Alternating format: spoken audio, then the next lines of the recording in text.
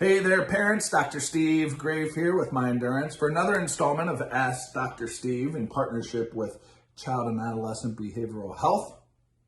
And good one for you today, injury. Okay, I could spend an entire weekend workshop talking about injury, and we're going to try to keep it under 10 minutes. Just some key things for you to think about as a parent, as it might relate to your athlete, son or daughter, who may end up getting injured at some point over the course of the season, whether that influences a moment in time injury when they're unable to maybe play a few plays, or they actually get taken out completely, or they actually have to miss some games, or they have to miss the rest of the season, or it could actually be career ending. So as you might imagine, depending on what happens with that, your athlete, son or daughter, could have a very different experience with injury. So first thing we want to keep in mind is, what is injury? And the way I look at injury is really it's anything mental or physical that disrupts one's ability to perform in the way that they once were able to. So you could have a physical injury, and I think you could also have a psychological injury that gets in the way of you performing in the way that you once were able to perform. And it's a pretty acute situation where before you were able to do it, something happens, and now you are unable to, or more disrupted in your ability to do it. So kind of a pre and a post happens with this injury element. Not all injuries are the same. So just because you as a parent might have had an injury when you played, and your child may have had a very similar injury, but maybe they're in a different situation. Maybe they play a different position. Maybe their experience with injury is different than yours. Maybe their pain tolerance is different than yours. Maybe the level of sophistication medically has changed in some ways, maybe making it a little easier than actually you had it. So there's a lot of different kind of ways to view injury, that not all injuries are the same. In addition to that, we can view injury very objectively, meaning kind of what we see on an MRI, what we see on an X-ray, but then there's also the subjective experience of an injury.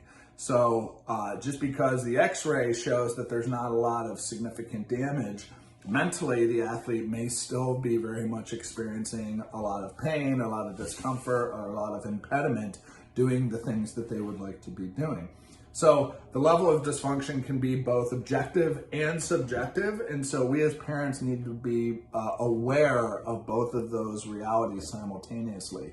If we get objective news that everything is fine, but subjectively they don't feel it's fine, hey, then it's still an injury response until the mentality around the injury starts to change.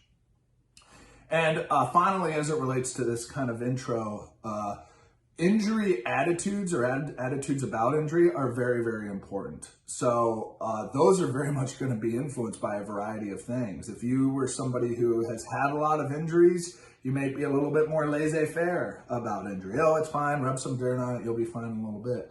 Whereas if you've never had an injury, your attitudes about injuries might be very much more conservative in the approach. And the same thing with your athlete as well, your son or daughter. Their attitudes towards injury could be very different. The coach's attitudes towards injury could be very different.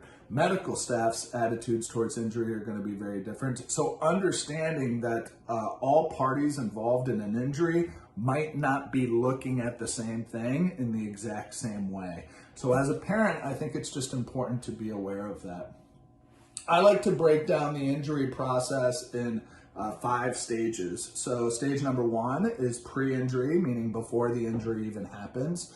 Number 2 is the immediate kind of acute situation of the injury situation that you're in. Usually that's like within the first minute, 5 minutes, 10 minutes, hour. So it's this very acute time period of the injury. Then you have the post-immediate injury. So now everyone is kind of safe, they're stabilized, they're in a supportive situation. They're not necessarily into recovery mode yet. It's not the immediacy of the injury. Things have had an opportunity to calm down. So I call this the post-immediate stage of injury.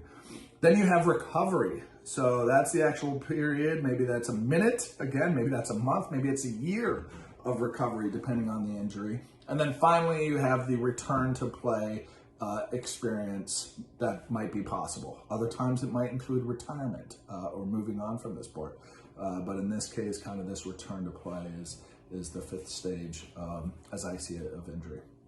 So thinking first as a parent, from a pre-injury standpoint, one thing to keep in mind is stress is going to increase the likelihood of injury. Okay, it doesn't mean if you're stressed out, you're automatically going to get injured, but stress increases muscle tension and increases fatigue, might lead to poor sleep, poor diet, poor hydration. All of those things have the potential to contribute to increased injury. So you as a parent, your role in that is, are you adding stress to your son or daughter's life, or are you trying to take stress away? And so that's the biggest element that I see from a parent perspective, is how many demands are we asking of our child? How much or how little of those demands?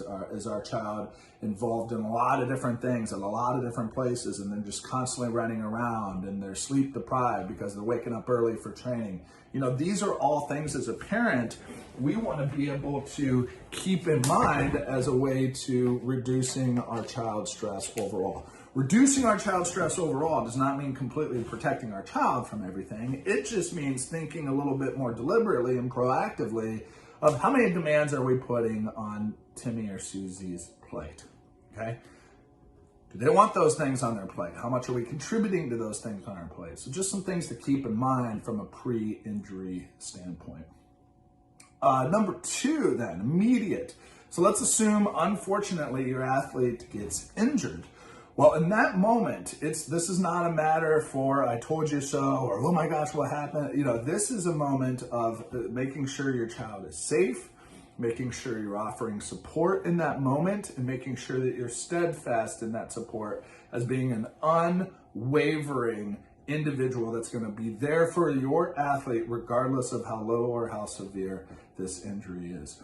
And you can be the gauge of that sometimes too, right? If you're sitting in the stands and you see your child kind of roll an ankle, kind of shrug it off, and then get right back out there, you know, your assistance may not be needed in that type of situation. Whereas if your child obviously has something very debilitating happen and medical professionals run out to care for them, then it may be warranted to where you would be escorted down onto the field or onto the basketball court, wherever it might be, to understand what is going on with your child. So that's occurring in the immediacy of it. And in that point, you're just supposed to be an unwavering anchor of support. You're not supposed to be freaking out, even if internally you are. You want to really be there for your child to show that level of support in that safe environment. Now, once things kind of calm down and the child is supported, they're in a safe environment, you've been there still steadfast, but the medical professionals, they have things kind of calmed down, child's coherent, okay, they may be emotional, of course, but they're not in the immediacy of the injury, kind of figuring out how to stabilize things. Now it's kind of post-immediate.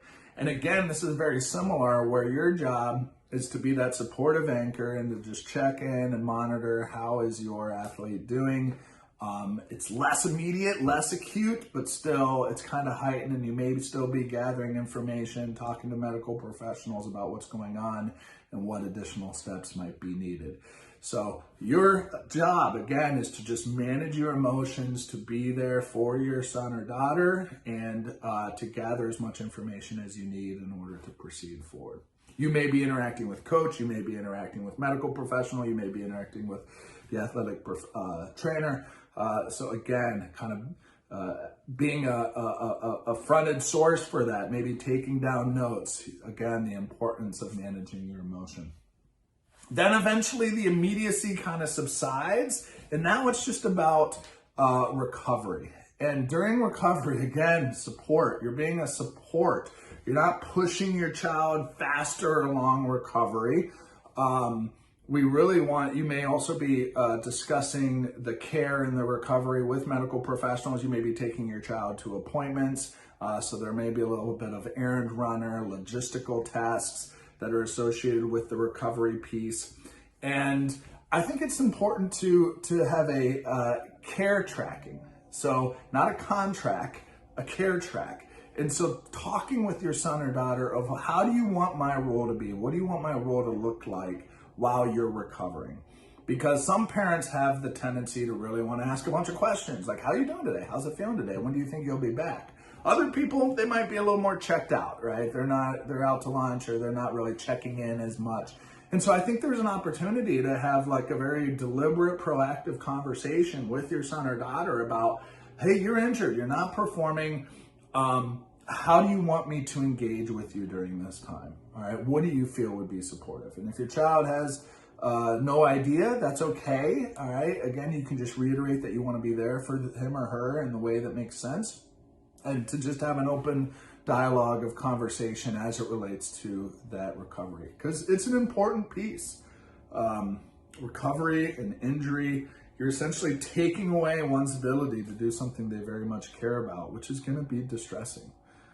So as a parent, as a caregiver, kind of understanding what you feel your child or your needs in that particular situation or throughout that recovery is going to be very important.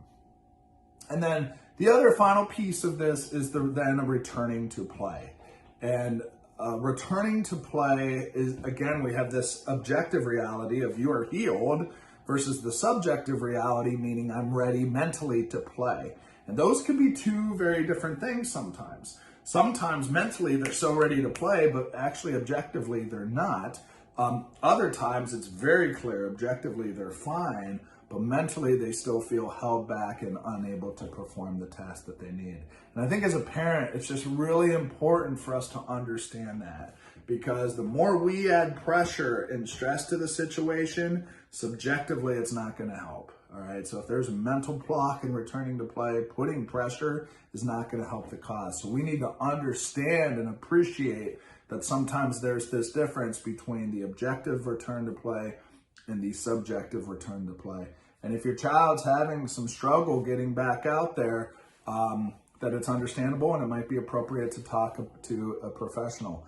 It would certainly make sense that after a pretty long injury, there may be some nerves associated with returning back there and putting your body into potentially harm's way doing the activity that made them injured before. So it makes sense that there's some nerves and anxiety associated with it. So keeping that in mind as you get closer to the return to play stage. And in fact, these nerves, these feelings of sadness, depression, a lot of grief-related emotions can come up during an injury and during recovery, because there is a loss. There's a loss of an identity, loss of participation in a sport that can very much lead to grief-type experiences. So as a parent, it's important to have open conversations about that and to be able to get your son or daughter support from a professional or additional resource if needed. Covered a lot, all right? Hopefully that was just a nice little overview of injury. Obviously, I'm available to ask questions and deep dive should you need to in the future, but just some different ways to think about injury that you might not have thought about before that can ultimately help your own awareness as well as your interaction with your son or daughter should they ever become injured. Hopefully they will not. However, you play sport long enough, or dance long enough, or do physical things long enough, eventually something happens, even if it's a small tweak. So hopefully some good information there, and we will see you on the next one of Ask Dr. Steve. Talk to you later.